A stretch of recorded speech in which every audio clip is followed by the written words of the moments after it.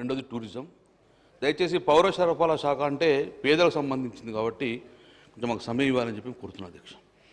అధ్యక్ష, మేము ఇప్పుడు ఏమైనా మాట్లాడేది ఉంటే విమర్శగా భావించకుండా ప్రభుత్వం దాన్ని సూచనగా తీసుకొని మమ్మల్ని ప్రజలు అడిగేది, ప్రజలు ఈ యొక్క అనుమానాలు నివృత్తి చేసేందుకు ప్రజల పక్షాన్ని మేము మాట్లాడుతాం అధ్యక్ష. ప్రభుత్వం నుంచి చూడంగా ఈ సమాధానం మేము అడిగిన ప్రశ్నలకు సమాధానం ప్రజలు ఏదైతే అనుమానం లేవో నేను సమాధానం కూడా క్లియర్ వస్తుందని చెప్పి ఆశపడితే మీ ద్వారా కూడా కోరుతున్నాను అధ్యక్ష. అధ్యక్ష,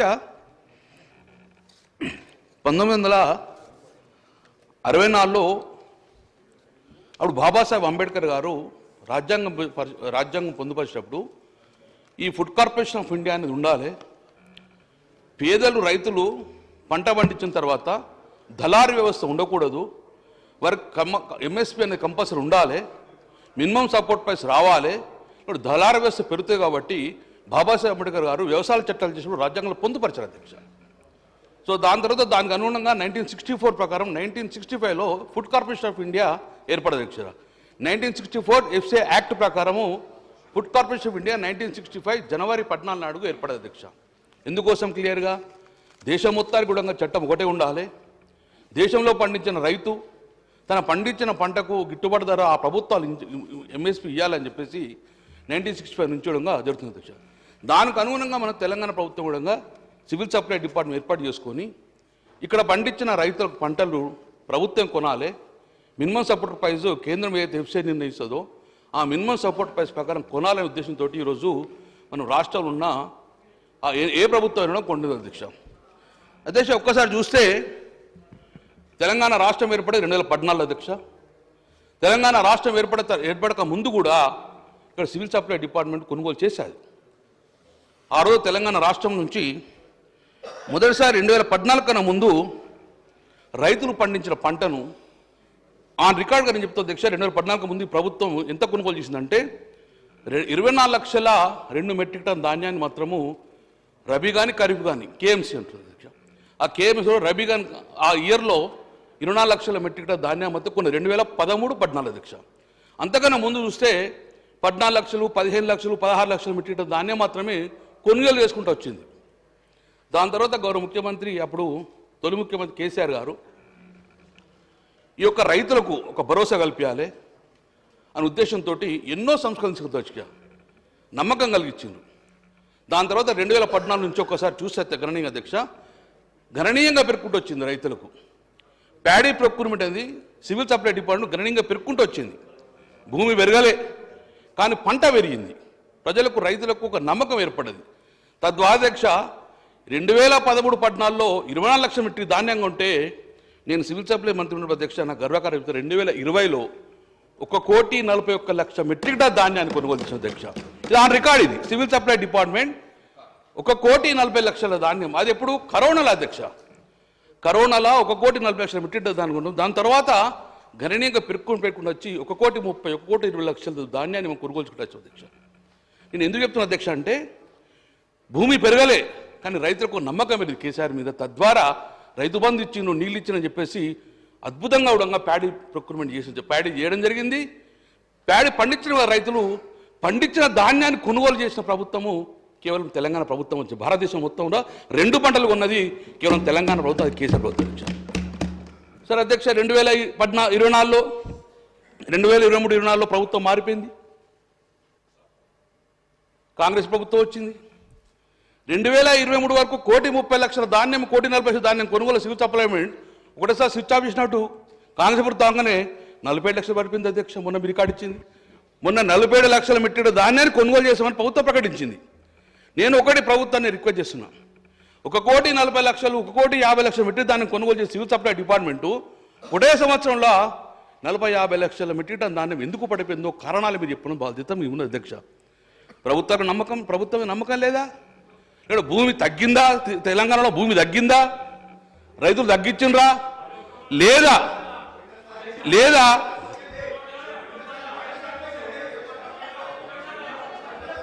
అధ్యక్ష నేను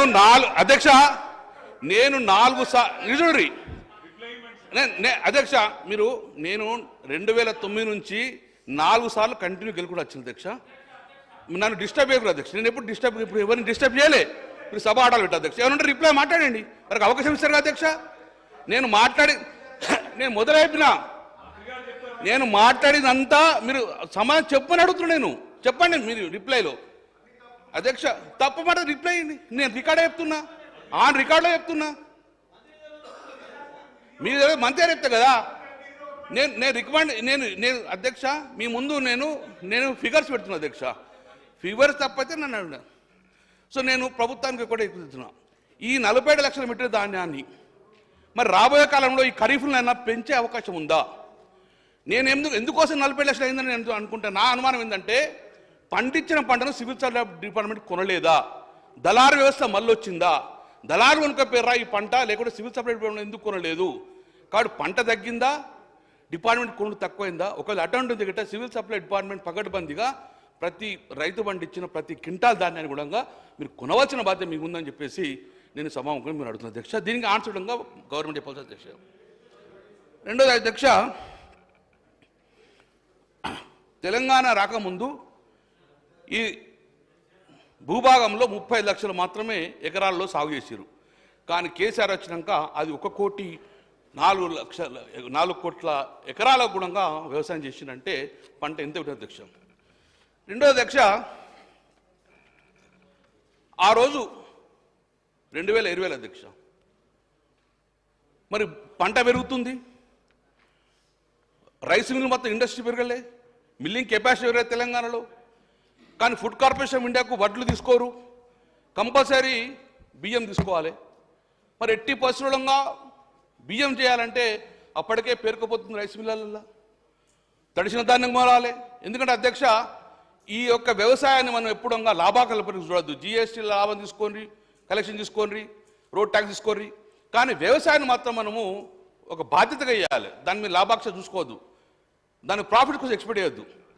అందుకే అధ్యక్ష పేరుకపోతుందంటే గౌరవ ముఖ్యమంత్రి కేసీఆర్ గారు, నేనే సివిల్ సప్లై మంత్రిగా, సార్ మరి వచ్చే పంట నువ్వు పెట్టుకోవాలంటే రైస్ మిల్లో స్పేస్ లేదు, స్పేస్ కావాలి, స్పేస్ వికెట్ కావాలి.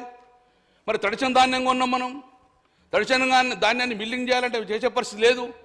కాబట్టి మీరు ఆ గోడౌన్ మొత్తం ఖాళీ చేయాలి, రైస్ మిల్ అంతా ఖాళీ చేయకపోతే వచ్చే ధాన్యం అంటే తీసుకునే పరిస్థితి లేదు రైస్ మిల్ అని చెప్తే ఓపెన్ యాక్షన్ పెడదామని చెప్పి ఆ రోజు గవర్నమెంట్ నిర్ణయం చేసుకున్నారు అధ్యక్ష.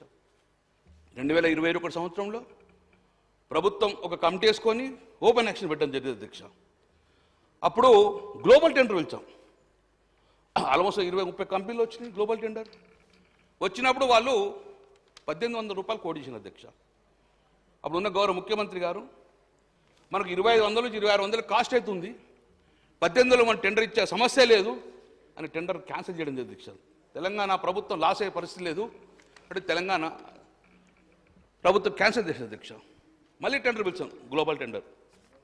80% 2,500 రావాలి, మాకు లాస్ కావద్దని చెప్పేసి మళ్ళీ గ్లోబల్ టెండర్ మళ్ళీ పిలిచాం అధ్యక్ష. టెండర్లు పడ్డాయి, దాఖలు చేశారు. కానీ ఆ టెండర్ ఓపెన్ చేసే మూమెంట్లో తెలంగాణలో అప్పుడు ఎన్నికల కోడ్ వచ్చింది. అప్పుడున్న చాలామంది పెద్దలు బియ్యం అమ్ముతారా, అట్టెట్లు అమ్ముతారు, ఇదేం పద్ధతి అని చాలా అన్నారు. టెండర్ పిలిచినాం. టెండర్ ఓపెన్ చేసే సమయంలో వీళ్ళు పోయి ఎలక్షన్ కమిషన్కు కాంగ్రెస్ వాళ్ళు పోయి ఓపెన్ చేద్దంటే ఓపెన్ చేయలే. కొత్త గవర్నమెంట్ ఫామ్ అయింది అధ్యక్ష. కొత్త గవర్నమెంట్ అయినాక అది ఓపెన్ చేస్తే ఎంత రేట్ వస్తుందో బాగుండు. కానీ ఓపెన్ చేయకుండా దాన్ని ఈ ప్రభుత్వం రద్దుపరిచింది అధ్యక్ష. టెండర్ను ఎందుకు మతలబు అర్థం కాలే, రద్దు చేసిండ్రు. 25 లక్షల మెట్రిక్ టన్ దాన్ని మేము ఇస్తే అప్పుడు సుమారు 1 కోటి మెట్రిక్ దాన్ని ఉండే. కానీ 25 లక్షల మెట్రిక్ ధాన్యం ఖాళీ అయితే మళ్ళీ ధాన్యం వస్తుంది అనుకున్నాం. కానీ ప్రభుత్వం వెనువెంటనే 35 లక్షల మెట్రిక్ టన్ ధాన్యం టెండర్ పిల్లలు జరిగింది అధ్యక్ష. 35 లక్షల మెట్రిక్ టన్ ధాన్యం టెండర్ చేసింది అధ్యక్ష. అధ్యక్ష ఇక్కడ మాకున్న అనుమానాలు, ప్రజలకు ఉన్న అనుమానాలు మీకు చెప్పడం అధ్యక్ష. ఈ 35 లక్షల మెట్రిక్ టన్ ధాన్యం టెండర్ పిలిస్తే భారతదేశంలో 100,000 మంది వచ్చే అవకాశం ఉంది అధ్యక్ష. కానీ కొంతమందికే రావాలని చెప్పి టెండర్ కండిషన్లు పెట్టేసి తెలంగాణలో ఎవరు రాకుండా, ఎవరు తెలంగాణ పార్టిసిపేట్ చేయకుండా కేవలం 4 మాత్రమే పార్టిసిపేట్ అయ్యిందని చెప్తే అధ్యక్ష. నేను మీ ద్వారా ప్రభుత్వం అడుగుతున్నా, ఈ 4 కాంట్రాక్టర్లు ఎవరు బహిర్గతం చేయండి. ఆ 4 కాంట్రాక్టర్లు ఎంత కోడ్ చేసిందంటే మాకున్న ప్రకారము 2,007 రూపాయలు పర్ క్వింటాలు కోట్ చేశారు. అధ్యక్ష, మీ ద్వారా సభ అందరికి చెప్తున్నా, ఎందుకోసం టెండర్ పిలిచాం మనము? గోడౌన్లల్లా ఇక ఖాళీ చేయాలి, వెకేషన్ చేయాలి. కాబట్టి ఆ కాంట్రాక్టర్ అందులోకి వెళ్ళి మెటీరియల్ తీసుకెళ్ళి ప్యాడీ తీసుకెళ్ళి వేరే దేశంలో ఎక్కడ అమ్ముకొని దాన్ని బియ్యం చేసుకో, కానీ మా గోడౌన్లో ఖాళీ కావాలని చెప్పేసి టెండర్ పిలిచాం అధ్యక్ష. They have to vacate the paddy తీసుకుని ఎక్కడ రైట్ చేసుకొని. కానీ అధ్యక్ష టెండర్ పిలిచిండ్రు, 4 కంపెనీలు వచ్చిండ్రు, 90 రోజుల లోపల వాళ్ళు ఖాళీ చేయాలి, గోడౌన్లను ఖాళీ చేయాలి, రైస్ మిల్లను ఖాళీ చేయాలి వచ్చే పంట కోసం. కానీ ఇప్పటి వరకు అధ్యక్ష ఆ కాంట్రాక్టర్ పోయి ప్యాడీ అడుగుతలేడు అధ్యక్ష, పైసలు ఇవ్వని అడుగుతున్నాడు అధ్యక్ష. ఇది ఎక్కడ న్యాయం అధ్యక్ష? 35 లక్షల మెట్రిక్ టన్ ధాన్యం చేస్తే ఇంతవరకు ఖజానాకు 35 కిలోలు కూడా ఇంతవరకు ఆ ప్యాడీని అందులోకెళ్ళి తీయలేదు అధ్యక్ష. 35 కిలోలు కూడా రైస్ మిల్లకెళ్ళి ప్యాడీ అమ్మలే. కానీ మీరు ప్యాడీ ఇచ్చే అవసరం లేదు, 2007 కాదు 2023 రూపాయలు ఇవ్వాలని చెప్పేసి ఇప్పుడు ఆ యొక్క రైస్ మిల్ ఇండస్ట్రీని బెదిరించే పరిస్థితి వచ్చింది. 2023 కడుతుండ్రు. అది కూడా ఎంత ఇప్పటికీ 30 లక్షల కేవలము 7 లక్షల మెట్రిక్ ధాన్యం మాత్రమే డబ్బులు కట్టిర్రు ప్యాడీ నీళ్ళగాలి. మరి ఇప్పటికే 90 రోజులైంది, మళ్ళీ ఖరీఫ్ పంట వచ్చే అవకాశం ఉంది. ఎప్పుడు ఈ ధాన్యం ఖాళీ అవుతుంది? ఎప్పుడు ఖజానాకు డబ్బులు వసూలు అవుతాయి? ఇంకెన్ని రోజులు వేడి చేయాల్సి వస్తుంది? దయచేసి నిన్నటిగా మనకు 90 రోజులు అయిపోయింది, మరి ఎక్స్టెన్షన్. మరి వచ్చే పంట ఎక్కడ పెట్టాలి? ఓటీపీలేంది, రైతులకు పేమెంట్ కాదు. ఆ కొనుగోలు కేంద్రం నుంచి పీపీసీ నుంచి డైరెక్ట్ రైస్ మిల్కి పోతే రైస్ మిల్ ఓటీపీ ఇస్తేనే పేమెంట్ జరుగుతుంది. మరి రైస్ మిల్ వారు తీసుకోకపోతే ఎక్కడ ఉంటుంది? కాబట్టి అధ్యక్ష, ఈ యొక్క 2007 నుంచి 2223 కడితే సుమారు 220 రూపాయలు ఒక్కొక్క క్వింటాల్ మీద 30 అంటే సుమారు 750 కోట్ల